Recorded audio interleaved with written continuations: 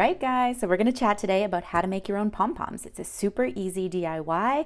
You can add them to decor, you can add them to even gifts as a little wrapping, you can add them to hats or any other sort of creations that you have in mind. So let's chat about how to make them. So first thing you need to do is you need to create your pom-pom form. So that's what these two pieces are right here. I recommend you make them out of corrugated cardboard because they're nice and strong.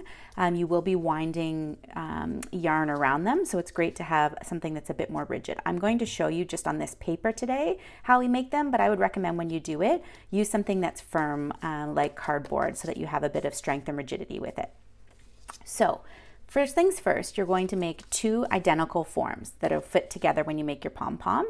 In terms of shape, they obviously need to be a circle shape, but in terms of size, you can sort of play around with what size you want to make them depending on what size of pom-pom you want. So this size right here, I created with the outside of the circle was actually this children's bowl that I used to trace around, and the inside was the bottom of a children's cup, just for reference, just for size reference. That's what was used for this form, and that size ends up creating this large pom-pom. If you want to do something more like this size, for this size I used the outside of a champagne flute for size, and then just a little tiny button to trace on the inside, and this size makes this little tiny pom-pom. So you can play around a little bit with size and the yarn that you're using to figure out exactly the size you want, but I have a couple forms that I use depending on what kind of pom-pom I'm trying to make. So that's step one. So what you want to do when you're actually tracing your forms, you want to take your outside circle, just like this, take your pen or pencil, trace around the outside, easy peasy.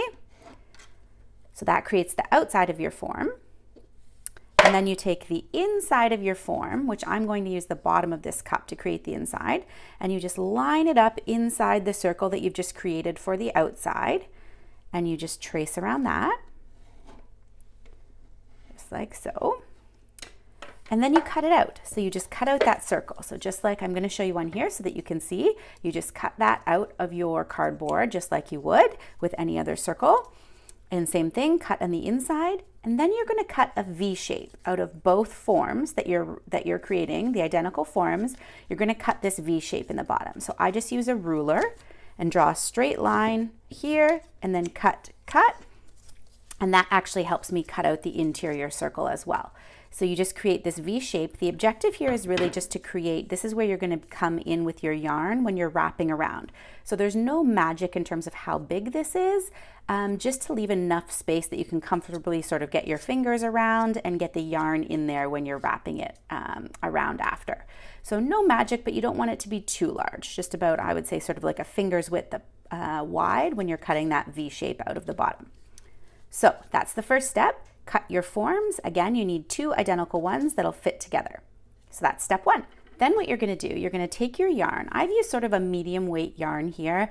I find that sort of gives this sort of result. You can use a thicker yarn. You'll get sort of a bit more not fluffy, but a bit more sort of stringy, if you will, or a bit more ragged looking pom-pom with a thicker yarn, or you could use a really tiny yarn if you're using a small pom-pom. Sometimes a finer yarn is a good option for a smaller pom. So I'm going to use this medium weight yarn just to show you here. And what you do is you take your yarn just like this. This is the end, and you take your two forms that you've created, and you fit them together just like this. So they stay together the whole time. The two of them are just side by side right here. And then you take your yarn and you just start winding. So I usually hold the end piece here with my thumb just like this and just wind all the way around the outside. So you can see here what I mean by getting your fingers in this little break to sort of let the yarn get through. That's why this is important to be wide enough that you can sort of easily make that happen. And you just wind this, guys, all the way around. You want to create sort of a uniform wind as you go around the outside of the form, just like this, and sort of not leaving any gaps. And what you'll do, you'll wind all the way around the outside, and then you just come back, just like this. And when you're coming back, you're going to sort of fill in any gaps that you have here. So around the top like this, back, And just like that. So envision me having gone all the way around the outside, and now I'm coming all the way back like this. So that's what you're going to do. I'm going to continue with this one, and then I'll show you the next step. Okay, so you can see here that I've gone around, I wound all the way around to this side, and then I wound it all the way back. So this is sort of 2 layers of yarn around the form that I've now got. And typically what I would do for a pom-pom is do anywhere between 4 to 6 layers. So I will probably go again around and back, and then I'll take a look depending on the yarn I'm using. And I may actually go then around and back again. So I would go once, twice, 3 times, 4 times, 5 times, 6 times typically. So I'm going to show you what that looks like once we've gone around 6 times. Okay, so this is what we've got. We've gone around 6 times now, once, twice, 3 times, 4 times, 5 times, and 6 times. It looks like a nice full and well-covered form for our pom-poms. And I will say, I didn't mention this before, but you want to make sure when you're wrapping your yarn that you're doing so not too tight. Don't wrap it really, really tightly around the form, otherwise it'll make this next step a little bit tricky. So what I'm going to do is I'm going to take this end tail piece and I'm just going to snip it off here. And then we're done with this piece of yarn, so I'll put this over here. And what you're going to do is you're going to take the forms, and you can sort of see right here how the 2 forms come together. There's separate pieces right there. Can you see that? What you're going to do is you're going to cut right at the edge here so that all of these pieces of yarn are snipped right in the middle. So typically I just sort of hold this end piece with my thumb while I do this, and I'll try and do this so that you can see in the camera. And we just slowly take a pair of sharp scissors and snip all the ends here. And I'm kind of holding these pieces of yarn as we go so that they don't fall away too far. This is just sort of slow and steady when you get to this point, because you just don't want to drop any of the pieces of yarn out of the form. So that's what we're going to do. Slow and steadily go around and snip all, and you'll see these little pieces in here. You just kind of have to go back and cut to make sure you release all of them as you go. So slow and steady, you're just going to go around the outside and snip all the way along this edge of the form. So I'm going to do that now, and then I'll show you what it looks like. So everything has been released from around the edge. I've trimmed all the way around this outside edge, and now we have all these little pieces laying across the middle of the form. So the next thing we're going to do is I'm going to set this here for just a moment. And we're going to take a piece of yarn. I've just cut a piece here, and what you're going to do is you're going to feed it in between the 2 pieces of your form. So you open the top of your form just like this, and you put your yarn in between just like this. So it slides in the top of your form, and you wind it all the way around the back.